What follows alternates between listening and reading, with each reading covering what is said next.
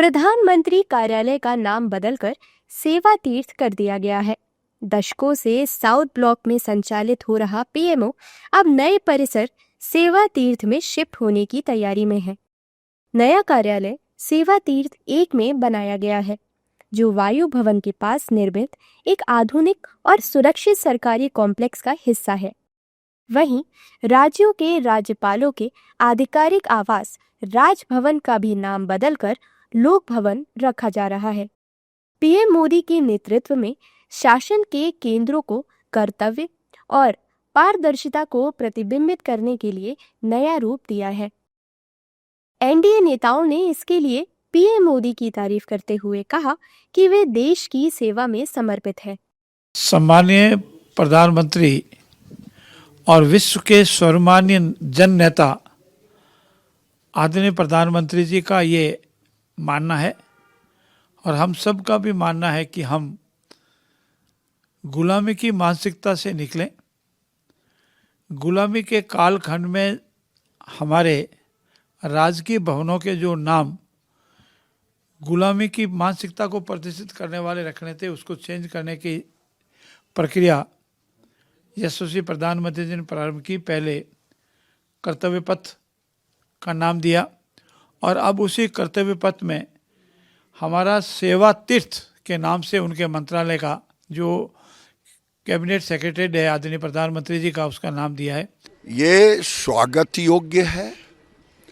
देश आज विरासत के साथ विकास कर रहा है।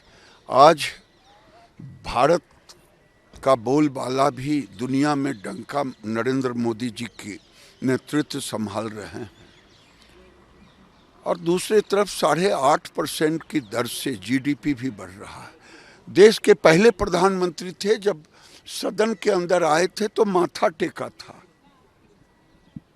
और अपने को सेवक कहा था। ये सच्चे सेवक की यही निशानी है कि इसमें जो भी गुलामी की मानसिकता उसको पूरी तरह से रद्द करना, ये प्रजातंत्र का बड़ा मापदंड है।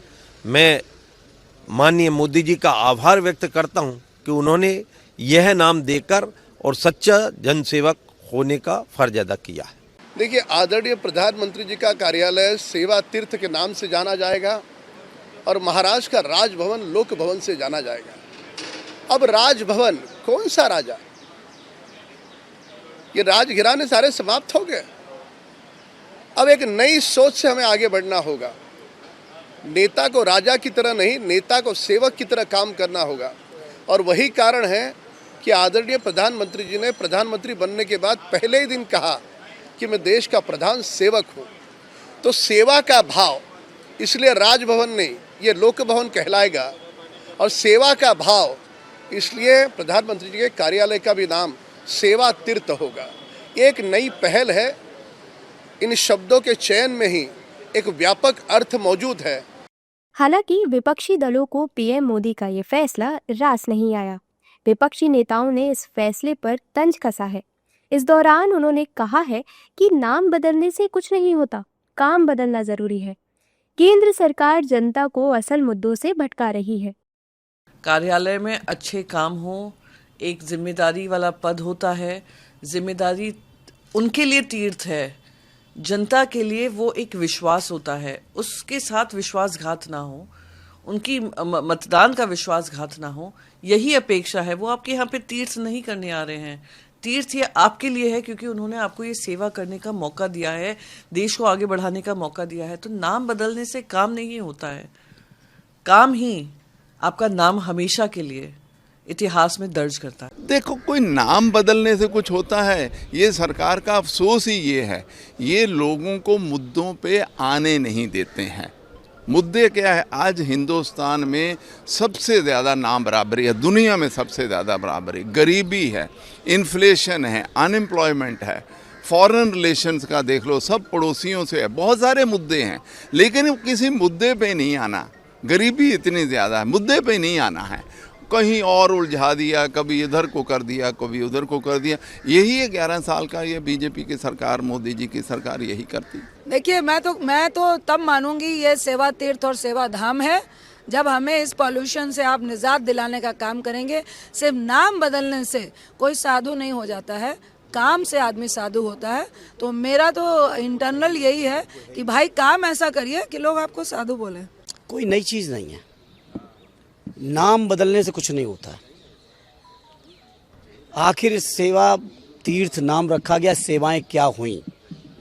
सवाल ये है कि 2014 में जब माननीय प्रधानमंत्री जी ने इस दफ्तर को संभाला था, उस समय डॉलर के मुकाबले पे रुपए की हैसियत क्या थी और आज क्या है?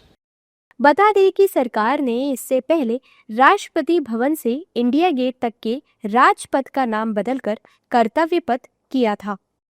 प्रधानमंत्री के आधिकारिक आवास का नाम 2016 में 7 रेस कोर्स रोड से बदलकर 7 लोक कल्याण मार्ग कर दिया गया था।